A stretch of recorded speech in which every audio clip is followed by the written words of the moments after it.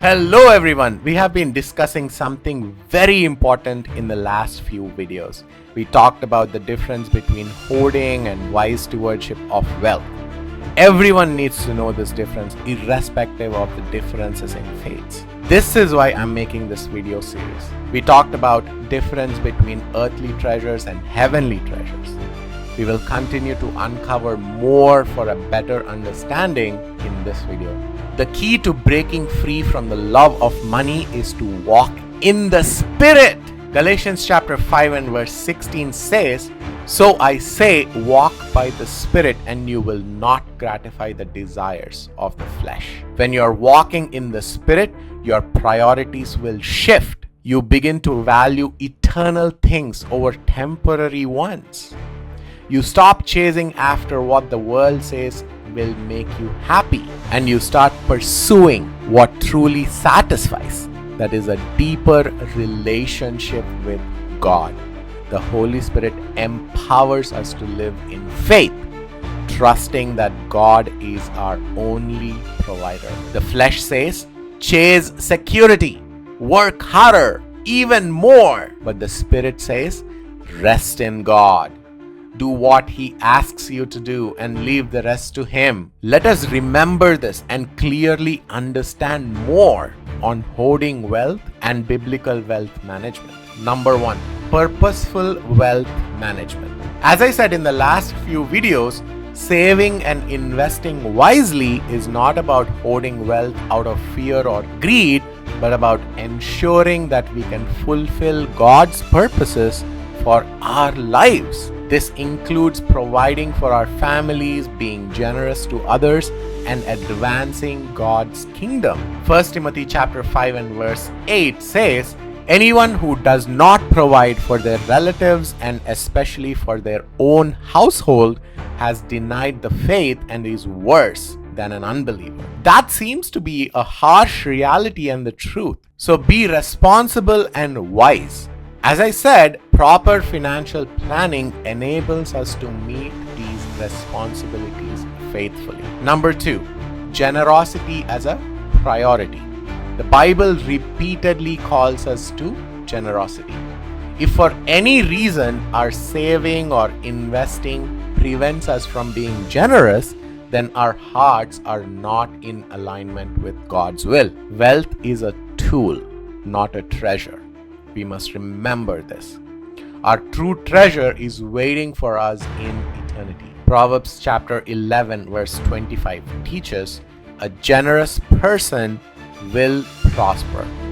Whoever refreshes others will be refreshed." So why is generosity so important? Because it reflects a heart that trusts God and values heavenly treasures over earthly ones.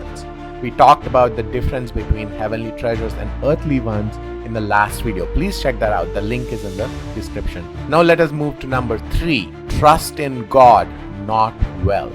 While it is wise to save and invest, we must always remember that our ultimate security comes from God, not from our bank accounts or investments. This keeps us free from anxiety and greed. Always and always remember this. This truth will save you a ton of worry in the days to come. There will come a time when all wealth will be wiped out, as we are in a bubble right now. Proverbs chapter 3 verses 5 and 6 reminds us, "Trust in the Lord with all your heart and lean not on your own understanding. In all your ways submit to Him, and He will make your paths straight." God's ways are always right, guys. If our trust is in the Lord, nothing will cause us anxiety or worry. So pray, and pray without ceasing. So for a balanced approach, number 1, save responsibly. Set aside money for future needs, such as retirement or emergencies, but don't let saving become an obsession. Did you guys get it? Number 2, invest wisely. Use your resources to grow wealth that can be used for God's purposes, such as supporting your families, giving to the ministry, or even helping the needy. Number 3, give generously. Regularly give to your church. trusted Christian organizations, and even individuals in true need. Number 4, live simply. Avoid excessive spending or accumulating unnecessary possessions. Contentment is key, guys. Ultimately, the question isn't about how much money you have. It's about the state of your heart. Ask yourselves, am I trusting God as my provider, or am I relying on my wealth for security? Am I using my resources to glorify God, or am I hoarding them for selfish purposes? Is my focus on temporary earthly treasures or eternal heavenly ones? As Jesus said in Matthew chapter 6 and verse 21, for where your treasure is, there your heart will be also. Now the following is the conclusion for this money series.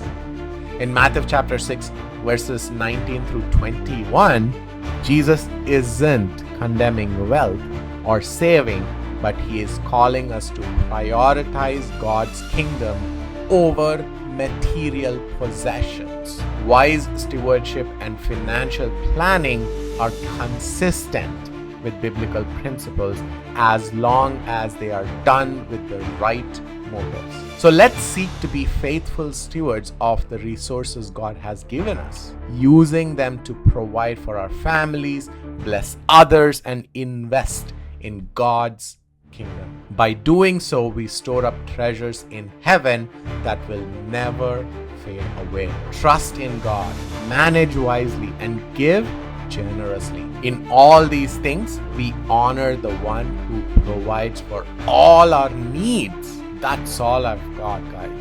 I hope these videos blessed you, and I hope you will make wise decisions. As I said, if you have any questions or if you're in need of help with biblical wisdom, just comment below. I'll see you in the next video. God bless you guys.